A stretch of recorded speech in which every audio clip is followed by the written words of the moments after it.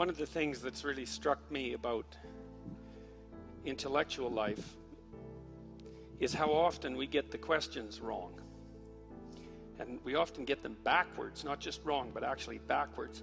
So as a clinical psychologist, I've often treated people with anxiety, and people wonder practically, individually, clinically, why are people anxious? And I think, that's a completely ridiculous question. The reasons for anxiety are starkly self-evident. What I wonder is, why aren't people terrified out of their skulls so badly every second of their life that they can't even move? Yeah, and you all laugh because you understand that. It's like anxiety, that's no mystery. It's like brief spells of calm, that's a mystery. Okay, and a client will come to me and say, well, I'm procrastinating. Why do I procrastinate? It's like, no, that's a stupid question. It's easy just to sit there and do nothing. What's the mystery is why you ever get up and do anything difficult at all. Procrastination is the default. And psychologists ask, doctors ask, well, why do people take cocaine? It's like, no, it's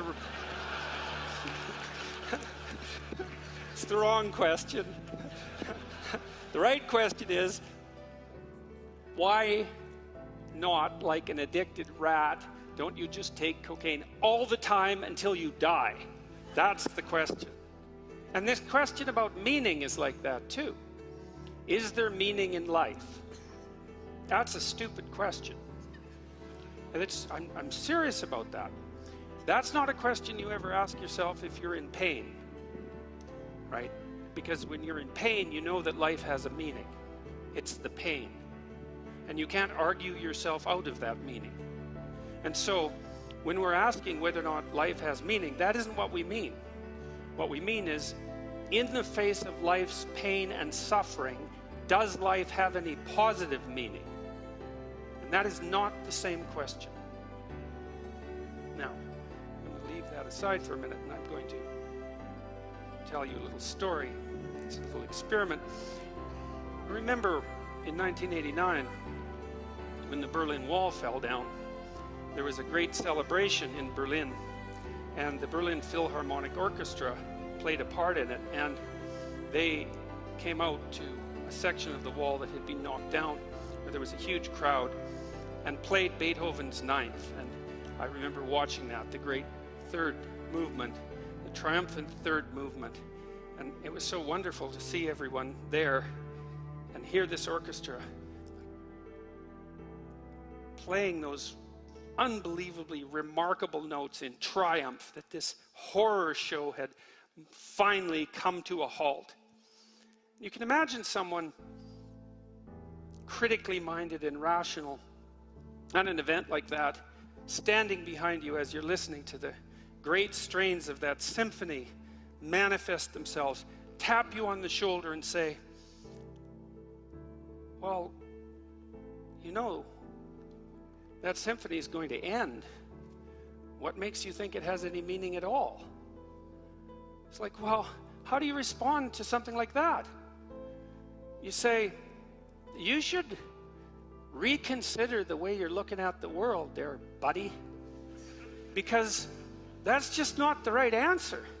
It's just not the right question. It's like, the symphony has no meaning because it ends. Well, you're not paying attention to what's going on, if that's the way you think. Or maybe you're thinking too much. Yes, you're thinking too much and not paying enough attention. But it's more serious than that. And this ties in the issue of pain. Say, what does it all matter if in 10 billion years the earth is going to fall into, or the sun is going to expand and consume the earth? What difference does it make? And I would say, well, is that kind of answer you're going to give to a child that's in pain? That's your answer? It's like, hey, you've got the flu, you're anxious, you're having a nightmare, you're in terrible pain, but in 10 million years, who the hell is going to know the difference? Yeah, right, no kidding. Eh? It's like, you don't... If the question is, if that response is absurd in that situation, then it's an absurd response. The mere fact that you can come up with a time frame across which your current activity is meaningless only means that you're capable of playing with meanings across time frames. It doesn't mean anything at all about meaning, as far as I can tell. Is it absolutely obligatory that everything that's meaningful has to be significant in some unimaginable distant future? Why is that the hallmark? Why wouldn't you just say, well, here's an idea. Why don't you stop conceptualizing your life across time frames that takes all the positive meaning out of them? How would that be for a suggestion? Maybe the fact that posing the question in that way makes you feel miserable and wretched and futile is an indication that there's something wrong with posing the question in that manner. And you might say, well, there's nothing wrong with posing questions. And I would say, well, that brings us back to the child in pain problem. Sometimes there is a problem with posing questions in a certain way. And what difference is it going to make in 10 million years is not a sufficient response to someone who's suffering. And then you might say, well, we could expand that idea even. We could play with that idea of suffering. We could say, well, maybe it's a child in Auschwitz, and the suffering isn't merely a consequence of an illness. Not that that's trivial, but the suffering is the consequence of conscious malevolence. How about that? And the purpose of the malevolence is just to make things worse. And to top it all off, because malevolence is a form of art, it's not only to make things worse, it's to make things worse in the worst possible imaginable way, which is basically to amplify the suffering of someone maximally innocent in the most pointless way possible. Well, what's your answer to that? It's like, in 10 million years, what difference is it going to make? Life is fundamentally meaningless? It's like, what kind of answer is that? It's an answer that shows that the framework within which that question is generated is invalid. That's what kind of answer it is.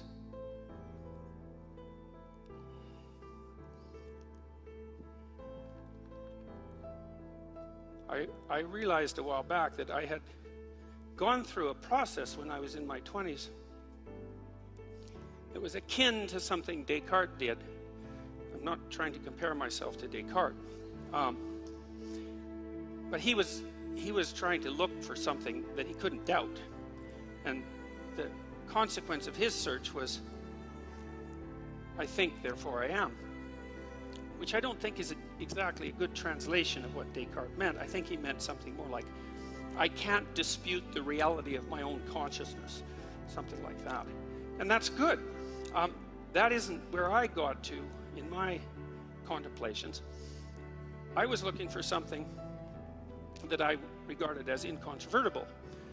And I was fortunate at that time because I was reading Alexander Solzhenitsyn, and Solzhenitsyn wrote the Gulag Archipelago, among many other things. And the Gulag Archipelago is a description of the absolute catastrophes of the Soviet state and the entanglement of the individual psyches of the Soviet citizens in that catastrophe, their descent into deceit and cruelty, deceit, resentment, and cruelty.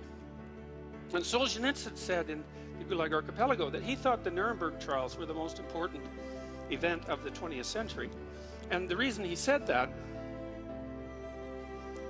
was because the Nuremberg judgment, for better or worse, was that there were some acts that were so viciously brutal that there was no excuse whatsoever for engaging in them, no matter who you were or what your culture was or what your rationale was. And so for Solzhenitsyn,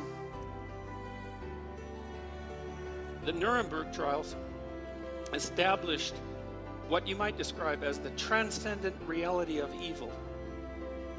And that's an unbelievably useful thing. It's akin to this idea of suffering, in my estimation, and because,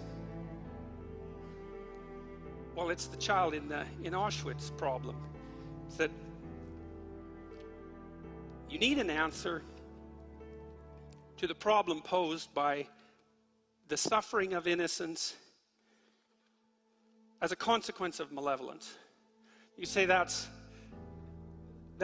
evil, the conscious exaggeration of unnecessary suffering. And that gives you a vantage point. That's wrong. Whatever it is, that's wrong. Well, then you have a place to stand. You can say, oh, okay, now I know that there's something that's wrong. In a non-trivial way, in a way that can't be just dispensed with rational objections that emerge as a consequence of contemplation of the boundedness of life. Those answers aren't serious enough to address the issue. Well, so I thought, okay, well, I found something that I can grip onto or stand on without dispute. There are acts that are unquestionably evil. And that means that there are acts that are unquestionably good. Now, it doesn't mean that we know what they are, right? Because just because you know one pole of something doesn't necessarily mean you know the other. I could say that whatever leads us as far away as we can possibly get from Auschwitz, that's good. Well, I've been trying to puzzle out what that might be for 25 years, to outline it in a practical manner, I suppose, in an abstract manner. To understand if there's a root, a mode of being, let's say, that takes us away from undue suffering, but more than that, takes us away from undue suffering multiplied by malevolence. It's a fundamental existential problem of life. We all suffer.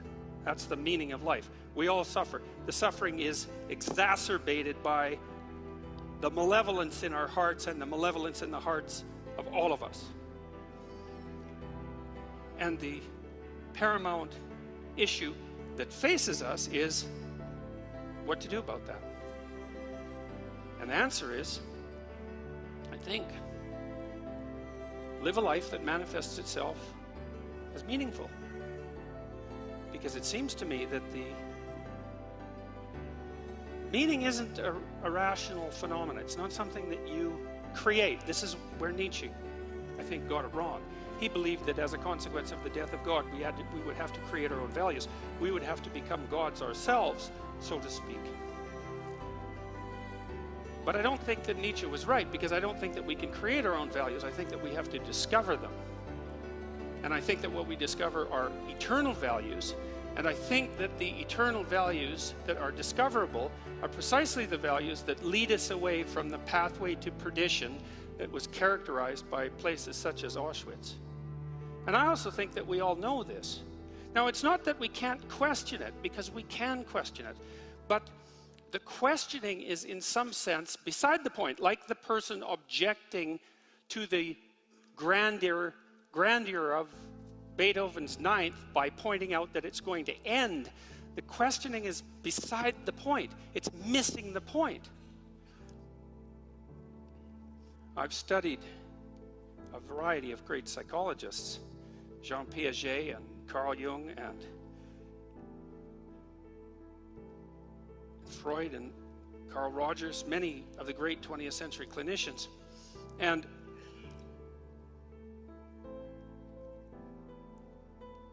my sense is that, along with the biologists and the evolutionary psychologists, that we're starting to map out the pathway that might be the opposite of the catastrophic mode of being that leads us into pits of hell like Auschwitz. And that there's something genuinely real about it. Like, seriously real. Metaphorically real and literally real, both at the same time. That the instinct to meaning that you experience, for example, when you listen to something great, that experience of meaning that overcomes you, isn't some epiphenomena. It's not some mere reflection of some more fundamental process, but that which is more fundamental than anything else.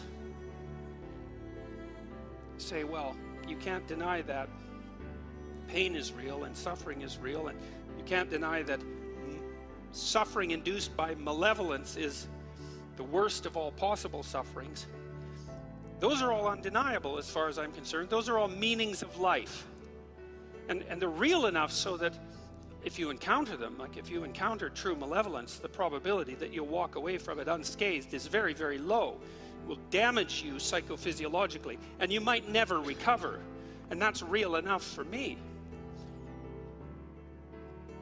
Well, is the path away from that real?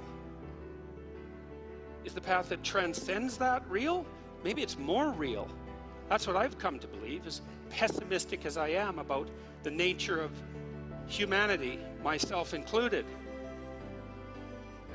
As real as I believe suffering and evil to be, it appears to me that the mode of being that leads you away from that enables you to bear the suffering with nobility and to be useful to others who are in pain, and to constrain the malevolence in your own heart and around you, that mode of being is more powerful than that which it is set against. And not only that, I think that we experience this. I think we experience it. We just don't notice. Maybe because we're too busy thinking, because noticing and thinking aren't the same thing. We see in our own lives when we're engaged in something deeply meaningful. Music is the best pathway to that, I think. It's the most rapid and indisputable pathway to that. Virtually everyone loves music, and music speaks of meaning. It does it directly. It shows you what life would be like if it was ordered and harmonious, and you were dancing along with it properly. It gives you an intimation of psychological integrity. But you watch your lives day to day, week to week, month to month, you'll notice that there are times when you're so deeply engaged in what you're doing, when what you're doing is so meaningful, in the kind of meaning that announces itself, not the kind that you're creating, that life is so meaningful, you think, this is worth the suffering. Well, you think, well, that's meaning, right? Meaning is what makes the suffering worthwhile. Is that real? It's not something you think up, it's something that you discover. And you can watch, you could see, day to day, minute to minute, hour to hour, week to week. You can see when you're conducting yourself or being conducted in a manner that allows that meaning to reveal itself in a way that in the moment, even if you don't notice, the conditions of your life justify themselves. And that's really saying something, because pain and suffering and malevolence are real. And for something to justify that, it's really something for something to justify that. But when you find that, you find it in art, you find it in literature, you find it in the relationships you have with others, if those relationships are founded on trust and truth. You find it in what you say and do, if what you say and do comes from the heart.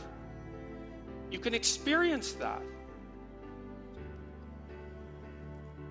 The price of experiencing it, I would say, is twofold. You have to take responsibility for being. You have to do that voluntarily, and that means that you have to take responsibility for the suffering of being and accept it and work to ameliorate it. And you have to do that voluntarily, and that's a barrier. I think very frequently that arguments like, well, what difference is it going to make 10 million years in the future, aren't hyper-rational objections to the nature of being itself, but hyper-rationalistic excuses for failing to bear the responsibility of living properly moment to moment and hour to hour.